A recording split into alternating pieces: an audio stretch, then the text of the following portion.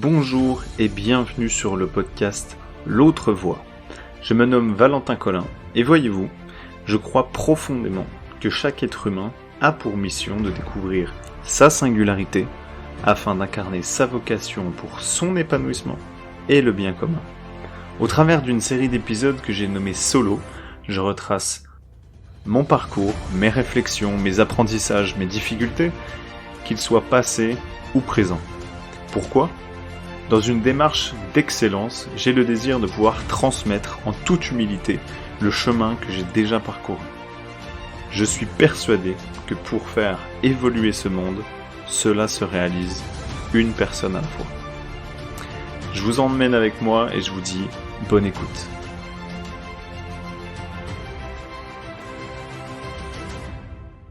Trois étapes pour assumer tes ambitions, même si tu as peur d'en parler. Assumer ton ambition, ça peut t'évoquer beaucoup de choses. Ça peut être le fait d'aspirer au meilleur pour toi, ta famille, impacter le monde par tes actions, tes créations, ton entreprise peut-être. Être plus apaisé, être beaucoup plus serein dans aussi toi ce que tu fais, ou au contraire démontrer de la puissance, de la conviction, de la passion, de la détermination, tout ça.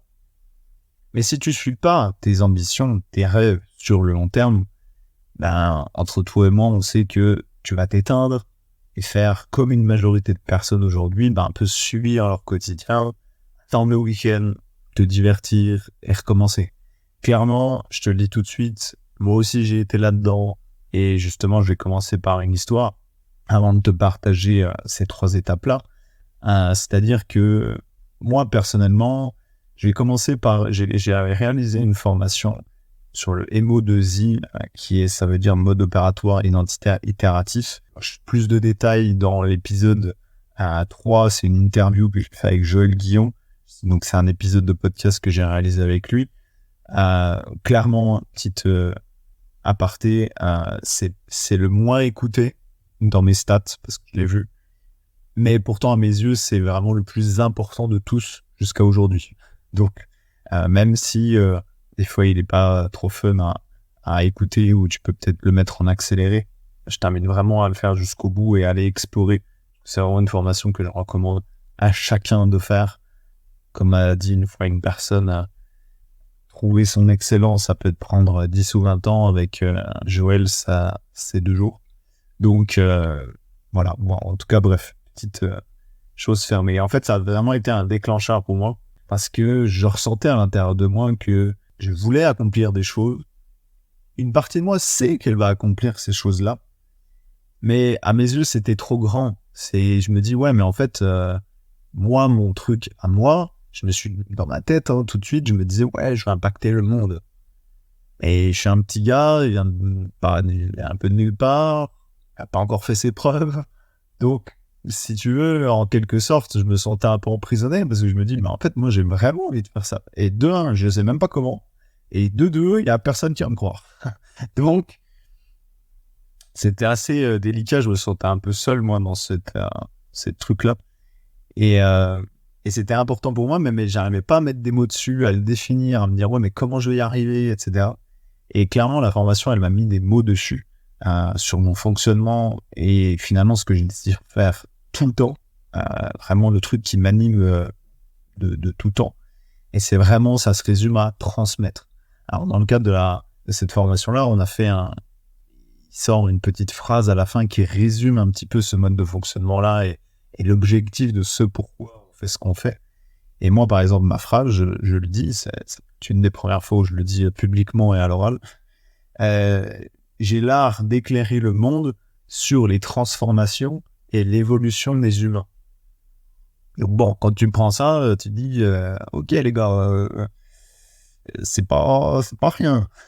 Donc, mais je sens en fait à l'intérieur de moi, une fois qu'on m'a dit ça, déjà, première réaction que j'ai, c'est que je suis touché personnellement, parce que je me dis en fait, c'est exactement ça que je veux faire.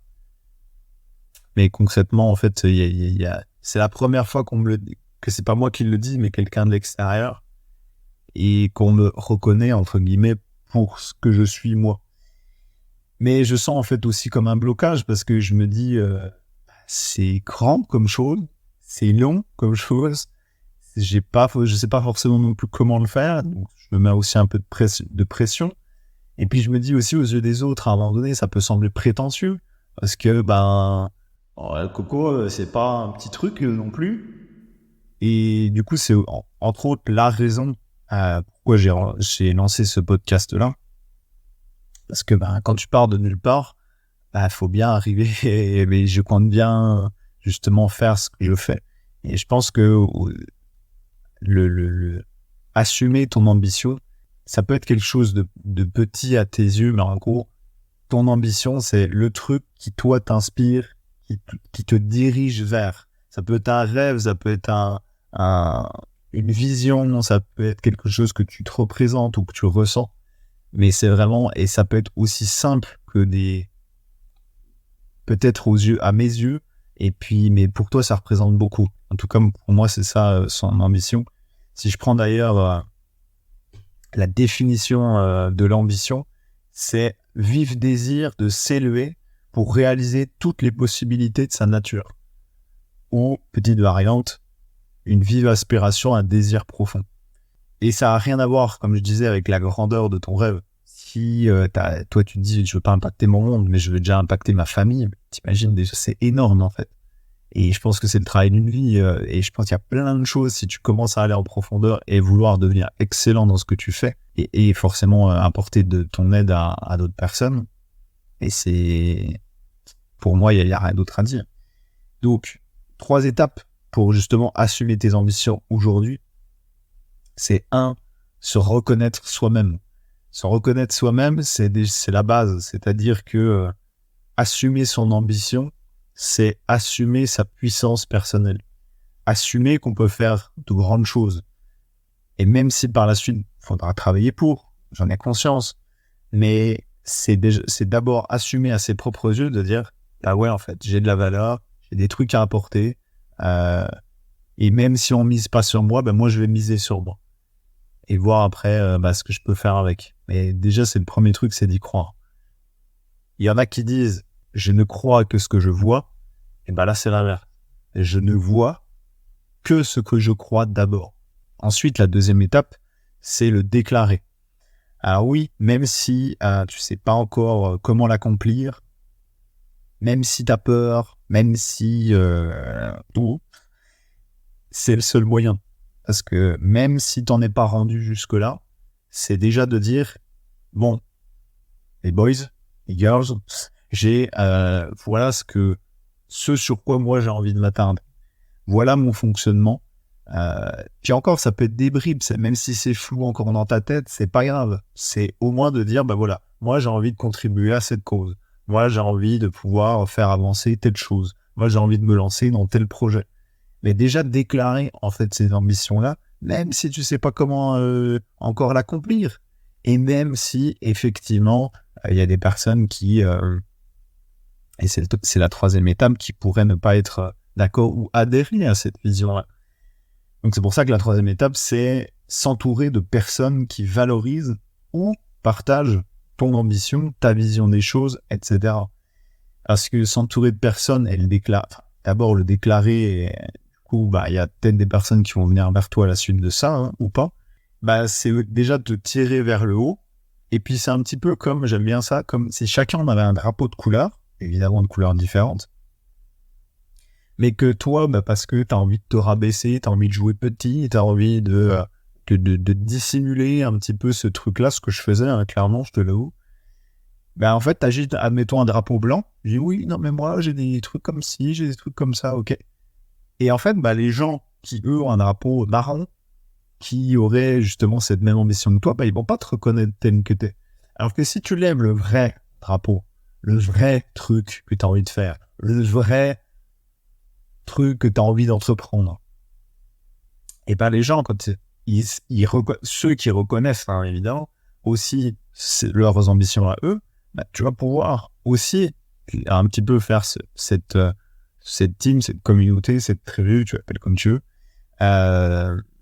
justement de ça. Et il y a une phrase que j'aime bien qui dit « Je préfère être rejeté pour qui je suis plutôt qu'accepté pour qui je ne suis pas ». Et pour moi, elle résume vraiment tout. Un exemple de ça, c'est justement, je vais pas aller chercher très loin, c'est la femme de Joël Guillon, donc le monsieur dont je te parlais au début de l'épisode, qui s'appelle Janine, cette dame-là, et qui, en fait, ça faisait 20 ans qu'elle avait un projet dans sa tête. 20 ans qu'elle s'est refusée à parler de ce projet, à entreprendre ce projet, à le faire. Je crois que c'était entre, j'espère que je vais pas me tromper dans les âges, mais vers 60-70 ans, qu'elle s'est dit, moi, je vais le déclarer, ce truc. Moi, je vais déclarer que, et son projet, je vais te le dire, c'était de vouloir créer un éco-village intergénérationnel, collaboratif, donc acheter une bâtisse, construire des maisons autour, vivre ensemble, on va dire prendre des décisions de manière assez horizontale, etc. Comme un petit peu la mouvance du colibri, bref. Regarde si ça t'intéresse. Et vers ses 60-70 ans, encore une fois, elle s'est dit, moi, je vais le dire. Une fois, c'est surtout une personne qui lui a poussé, vu que je connais l'histoire, qui lui a dit, parle-en autour de tout, genre, ça pourrait être déjà la première base. Puis elle dit, ok. Et donc, le premier, je sais plus, resto qu'ils font entre amis, elle en parle. Tout de suite, une des personnes qui est à table, elle lui dit, tiens, moi, j'ai quelqu'un qui peut t'aider là-dedans. Moi, je connais quelqu'un qui est architecte dans tel truc, je sais qu'ils vend une bâtisse, ça pourrait t'intéresser. Et crois-le ou non, c'est cette bâtisse-là qu'ils ont achetée. Et dis-toi que c'est un peu pareil, ils ont acheté cette bâtisse-là, ils n'avaient pas les fonds, ils ont signé le compromis de vente, et ils ont mis 1 an, donc en même temps tu me diras c'est pas très long à la fois, pour avoir les ressources financières, avoir les ressources humaines, avoir les infos, avoir les personnes qui allaient aussi intégrer ce village-là, et du coup ça fait qu'elle a concrétisé, et là ils sont en cours de création. Je crois même qu'ils habitent d'abord leur logement maintenant. Et ce rêve qu'elle avait depuis 20 ans, alors oui, ça s'est pas fait du jour au lendemain. C'est pas parce qu'il a déclaré que ça y est, semaine après, c'était fait. Mais tout s'est mis en place et les choses ont pu rentrer dans la matière et plus rester en fait dans la tête. Et moi, je trouve ça limite magique, une dimension un peu surréaliste, mais je me dis, mais c'est waouh.